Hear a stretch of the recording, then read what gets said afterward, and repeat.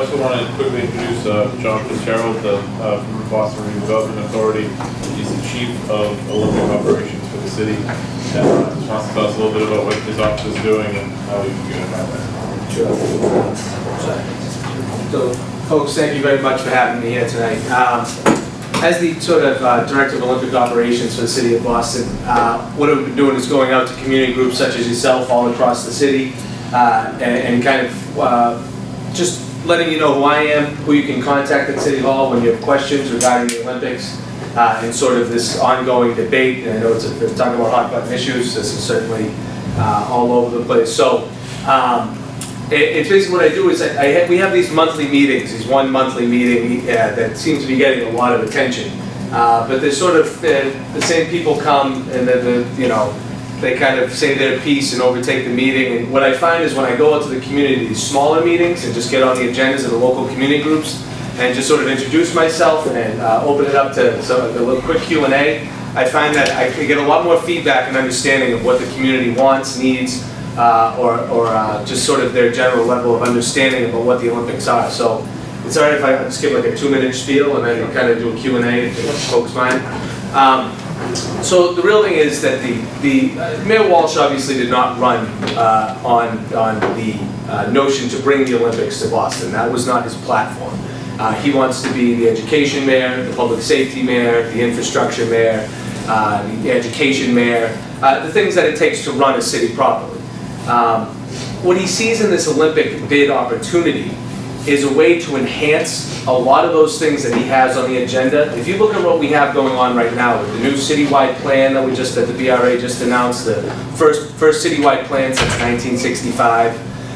We have the Go Boston 2030 plan, our visioning for transportation in the future. So there are a number of things that we have that we're looking forward. And the way the mayor sees it in total is, how can the Olympics support or boost a lot of the things that we're doing already? People ask, people say we don't need the Olympics. And absolutely, we don't need them. We're planning for the future without them. But if the Olympics can come in and get us a lot of the things that would otherwise take a lot longer to get, I think we could see a lot more benefit quickly. And I think that's kind of the mayor's idea on this. So before I go, I think a lot of the kind of answers come out much better in the Q&A. But ideally, just so folks know, that's how the city is looking at it. It's really coalescing people around an issue to sort of shape what the future of the city of Boston looks like and what we as a neighborhood want to see, what we as a greater city in whole want to see, and how it supports a lot of the things we're doing looking out ahead to our 400th anniversary of 2030. So that's the idea we have it. We're looking into it. Not all the answers are there yet. We still have a lot of questions as a city. We hired Sarah Meyerson, who will be the Office of Olympic Planning. She's going to be looking at a lot of the financial implications that some of these things have to make sure they're right for the city of Boston. Of course, we don't want any taxpayer dollars being used to build any sort of, for the operations of the games or for the venues in the games. There may be tax dollars used for infrastructure, but that's stuff that we'd be doing anyway through our planning and through our, the 2030 and things that we need to the city to upkeep it anyway. So there's real potential here, and that's all we're here to talk to folks about. But we know there's concerns, and we have concerns too.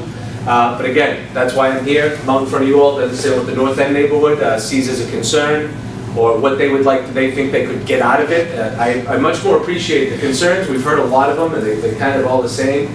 But ideas, folks. If you can say, hey, why don't you think about doing this here for the North End, because it would be good for the North End, that's the type of stuff I can take back to the mayor and say, Mayor, we need to start implementing, because he's been heavy handed the whole thing. Why don't we put this into the plan? So ideas from you all was also helpful. But again, I think a brief Q&A for however long time limit you allow.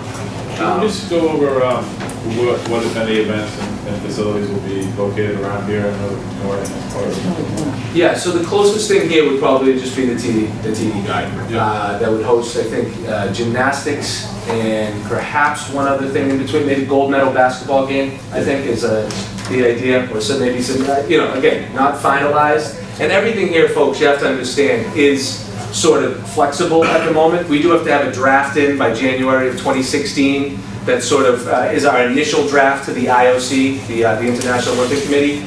But just as a point of reference, even Tokyo, who just got the 2020 games, 40% of their games changed after they even got the bid. So when they were awarded the bid, there's still a lot of opportunity to make sure things work for the city of Boston. But yeah, I think the closest would be the TD Bank North Garden. Otherwise, the only three things we have to build are the obviously the Olympic Stadium, which is right now is being proposed at Whitehead Circle, where you get your car towed.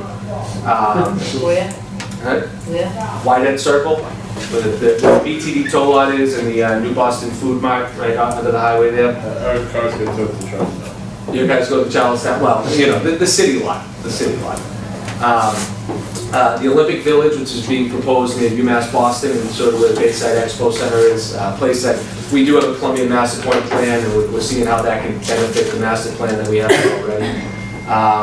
And a velodrome, but that would be, right now it's proposed for Somerville. So yeah, the closest you guys really have is maybe the convention center as well. There's some events being, whether it's judo or ping pong, held in the convention center. Okay. Any questions from council? I think it's just approval, that's approval across the board, we're all for it. The audience, Dave, Sure. with 2 names. So I know the intention is not to have public dollars go for expenditures, but I'm wondering, you know, there's been certainly a lack of support. Keeps going back and forth on the support Yeah. for the Olympics. Let's just say that the support remains tepid and Boston goes ahead with it. And I understand that, you know, what assurances does the city have that if there's a lack of support and corporate doesn't step up to bridge that gap, that the city of Boston isn't on the hook for what's left to bridge the gap of expenditures when it comes to operating expenses? Yeah, we don't want the city to be the Of course backstop. not, but that could be a reality. The mayor's repeatedly said, and there's a couple of things that go to this. The mayor's repeatedly said he does not want to mortgage the future of the city for the Olympic Games. I mean, an overrun on a games that could be $9 billion, an overrun could be $1 billion. The city budget's only about $2.7 billion annually. So I mean, there's no way he wants to chop out half of our city budget just to try and host the games. There's a couple of ways that we're doing to prevent this. Right now, currently, we have an insurance policy out. The Boston 2024 took one out on behalf of the city that covers our $25 million fee if we were to ever drop out on our own. Normally, we would have to pay the USOC. We have an insurance coverage policy that covers us up until 2017, because that's when the city would be announced. September of 2017 is when the winner would be announced. So for the next 2 years, a little 2 years plus, we're covered. Right. And there's no, and even myself, I work for the BRA, I don't work on city tax dollars, because people have tried to throw that at me too. So, and same with Sarah Myers. So right now there are 0 tax dollars being spent. And for the next 2 years, we don't anticipate any tax dollars being spent. What we get out of that is a 2-year planning process, a cohesive planning process that we can really look about where we want the future of the city. So even if we don't want the Olympics, I still think we should take the next 2 years and go forward and start talking about what, you know, what it would be like.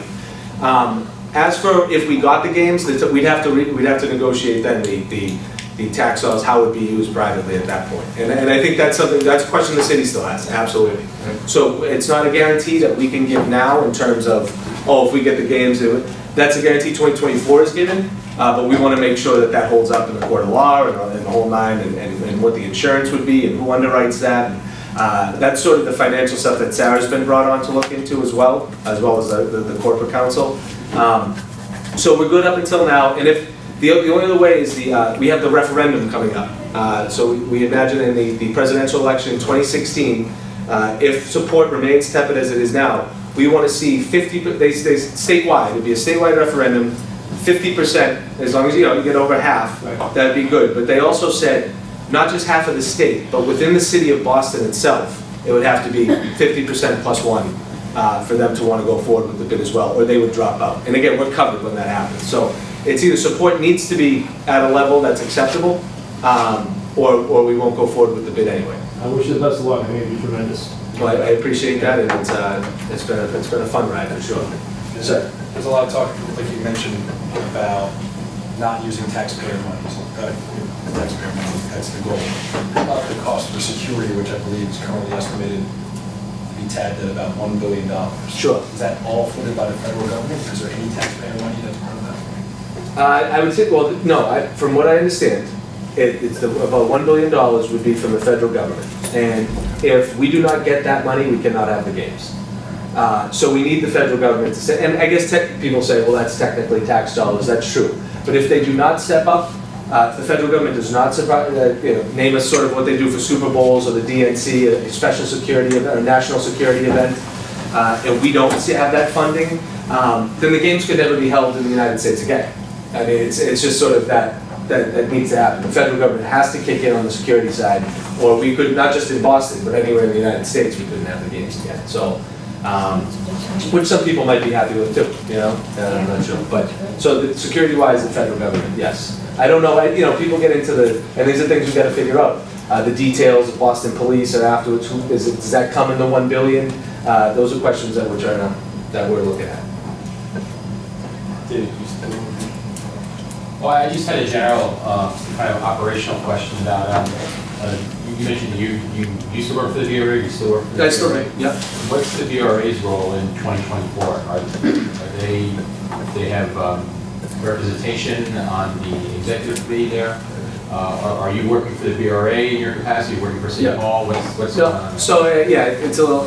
Both Sarah and I are with, you know, under the BRA. I was a project manager before, so I've worked at the BRA for 9 years now, and so I'm still with the BRA and the city liaison to 2024, if you will, right? So I kind of go there, keep an eye on them, making sure that any of their plans don't counteractive or counterintuitive to what the plans the BRA has.